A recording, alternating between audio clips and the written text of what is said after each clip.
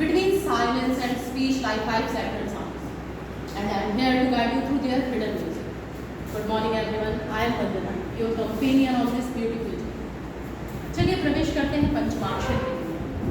पंचमाक्षर क्या होते हैं ये पंचमाक्षर?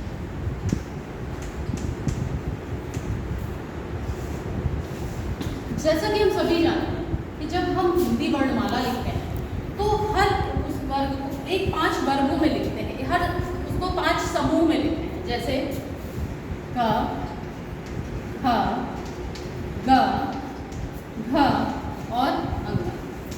फिर चा, छ, झ, ज, झ, ञ,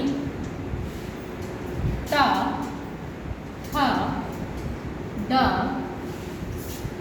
ढ, ण, त, थ, द, ध, न, प, फ, ब, भ और म। हमने हर वर्ग को एक समूह में रखा और ये इन सब 5 के भी समूह में क्यों रखा? और इनके जो ये अंत में शब्द वर्ण आते हैं इन्हें ही हम कहते हैं पंचमाक्षर, पंचम अक्षर, यानी हर वर्ग का 5वां अक्षर, जो 5 यही 5 पंचमाक्षर कहलाते हैं। अब हम कहते हैं कि ये वर्ण ये हम हमेशा सोचते हैं कि यूज ही नहीं होते, कहीं पर भी हम अंगा याणा यूज क्यों नहीं करते, पर ऐसा नहीं। हमारा व्याकरण हर चीज को यूज करता है, कोई चीज बिना मतलब की नहीं होती। ये हर वर्ग के नेजल साउंड्स कहे जाते हैं क्योंकि ये सारे वर्ड्स हमारी नाक से निकलते हैं। तो आइए जानते हैं, जैसे हम शब्द लिखते हैं वन और दूसरा शब्द लिखते हैं बम्पर। अब हम सभी जानते हैं कि जब हम बोलते हैं बंद तो इसको एक तरीका लिखने का है बंद, और जब हम बोलते हैं बम्पर तो इसको लिखने का तरीका हो जाता है बम्पर। पर ये बिंदी कहीं पर ना बन गई, कहीं पर मां बन गई, कैसे जानेंगे? बोलने पर तो सभी वैसे ही महसूस होते हैं, पर ये बिंदी एक बिंदी जो एक इन 5 का रूप ले लेती है, कैसे पता करेंगे? तो इसको जानने का सबसे अच्छा तरीका होता है कि हम देखते हैं अंग की बिंदी, इसके बाद कौन सा वर्ण आ रहा है। जैसे यहाँ पर बिंदी के बाद कौन सा वर्ण आ रहा है? द। द किस वर्ग का है? ये आ रहा है ता वर्ग का। ये ता वर्ग का वर्ण, इसमें पंचम अक्षर कौन सा है? न। ये ना ही यहाँ पर आधा ना बन जाता है और ये बंद हो जाता है। वैसे ही जब हम बम्पर लिखते हैं तब हम देखते हैं ये बिंदी के बाद का वर्ण कौन सा है? प। तो ये पा वर्ग का है और ये पा वर्ग का पंचम वर्ण है माँ, और ये माँ यहाँ पर माँ बन जाता है और ये बम्पर हो जाता है। इसी तरह अगर हम लिखते हैं कर्ण,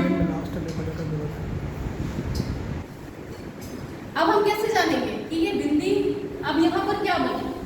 यहाँ पर ये ना बन रही है ना माँ बन रही है। क्यों? अब हम देखेंगे कि ये अंग की बिंदी के बाद का वर्ण कौन सा है? थ। तो ये कौन से वर्ग का है? टा वर्ग का, और इसका वर्ण है ण। तो ये हम इसको कैसे लिख देंगे? कंठ।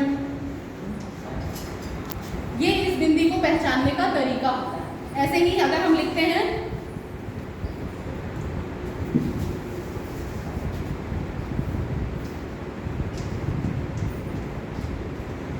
दिनांक, अब हम ये कैसे देखेंगे?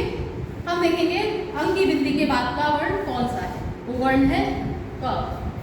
का वर्ग का है और का वर्ग का पंचम वर्ण है अंगा, इसलिए इसको हम लिखेंगे दिनांक। ये इसको लिखने का सही तरीका होता है।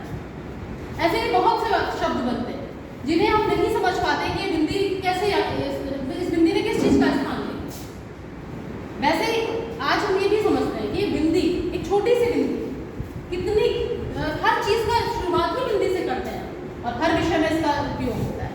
जैसे गणित में हर कोण, हर चित्र, हर आयाम हम एक बिंदी से ही शुरू करते हैं। वैसे ही कला में हर चित्र, हर यहाँ तक कि दुनिया की सारी कल्पनाएं भी बिंदी से ही बना लेते हैं। ऐसे ही हिंदी में चाहे वो चंद्र बिंदु हो, चाहे अनुनासिक, सभी बिंदी से ही शुरू हो जाते हैं। एक बिंदु जो पूरा जीवन बदल देती है इंसान।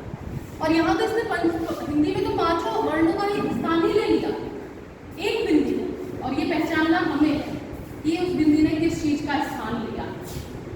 तो आप जाते जाते सिर्फ यही कहूंगी कि अब आप बताइएगा कि अगर आप एक बिंदु होते तो किस चीज की शुरुआत का उदाहरण